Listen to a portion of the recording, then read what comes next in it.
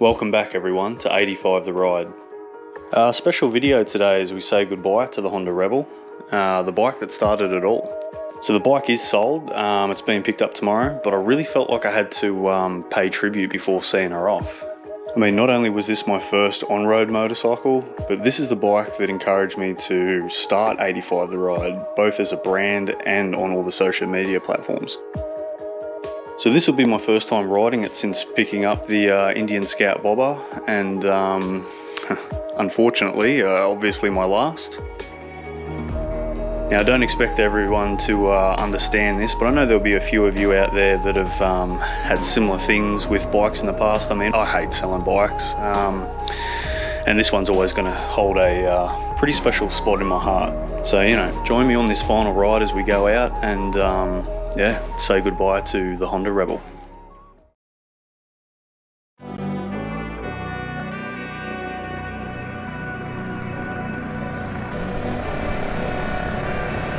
So first thing, just riding it here, I forgot how nimble this bike is, so easy to throw around.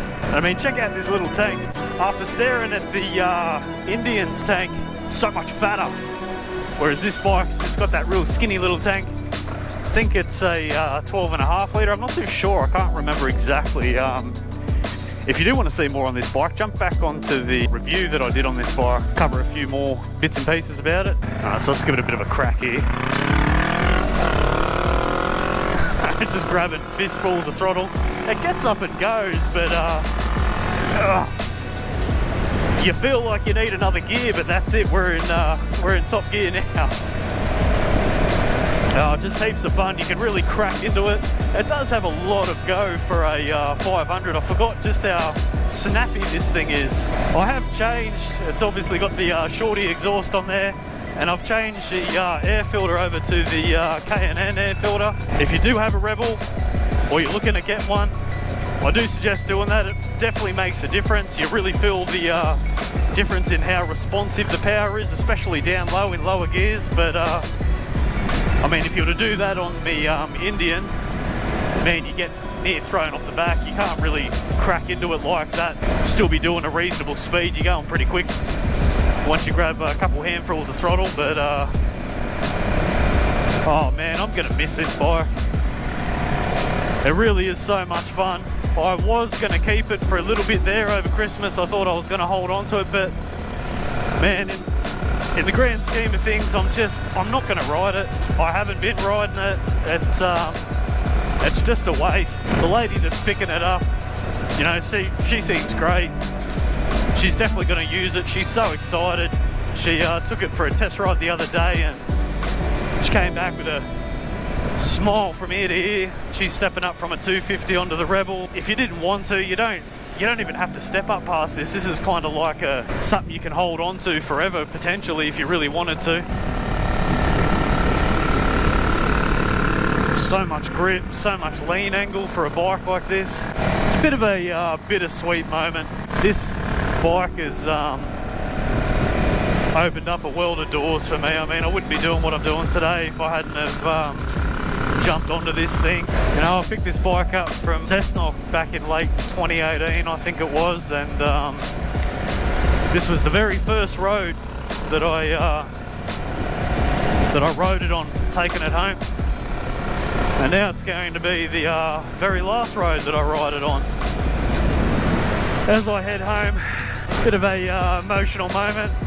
I'm not sure everyone will feel the same, but I hate selling bikes, especially ones like this. Like, I absolutely love this bike. Honda Rebels are so underrated. I love it. I still love it. Love the look of it. Getting back on it now, even after riding the Indian. Man, what a heap of fun this thing is. Again, went for another gear, there's just no more gears there. And for a stock suspension, and these soak up pretty good. Definitely changing that seat over. This seat's still pretty comfortable. One thing this has over my Indian though, now that I've jumped back on it, the clutch. Changing gears on this thing feels unreal. It's got a hydraulic clutch, whereas the Indians are still running a cable clutch for some reason. That just changing gears just feels terrible in comparison. I definitely got used to it and have been riding around feeling pretty good on it, but again, after jumping back onto this and just feeling the smoothness. Oh, here we go, we got someone doing burnouts down here. Yeah, go on, pull out in front of me. Bloody P-platers, mate.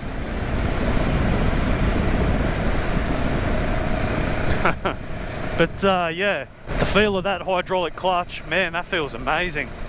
One thing I'd definitely change, probably the only thing I guess I'd change on the Indian would be the hydraulic clutch. Man, this thing just grips in the corners. I had the, I changed it from the stock Dunflops and put on the Pirelli Night Dragons, and man, they're such a sticky tyre. Again, if you look at upgrading tyres on your Rebel, throw on the Pirelli Night Dragons. They have made a world of difference. And damn, this thing's God, this thing's so easy to throw around. Like the Indian's super nimble, but you can definitely feel that weight difference. Definitely a heavier bike, obviously, being the 1100, but I mean, you can throw that thing around, but God, this thing is so light. Well guys, after a couple quick little laps over the mountain, sun's finally going down. I'm gonna head home now, and man, I'll tell you what, it's been fun. I'm gonna absolutely miss this bike. It's definitely hitting me in the feels this last ride. Like I said, I'm glad it's going to a good home. So I'll wrap it up here. Thanks for watching, everyone. If you enjoyed the video, like, subscribe and share. But I've got episode 1 for season 2 coming out over the next couple of weeks, so keep an eye out for that one. And as always, stay safe guys, and I'll catch us next time back on the Indian. Cheers.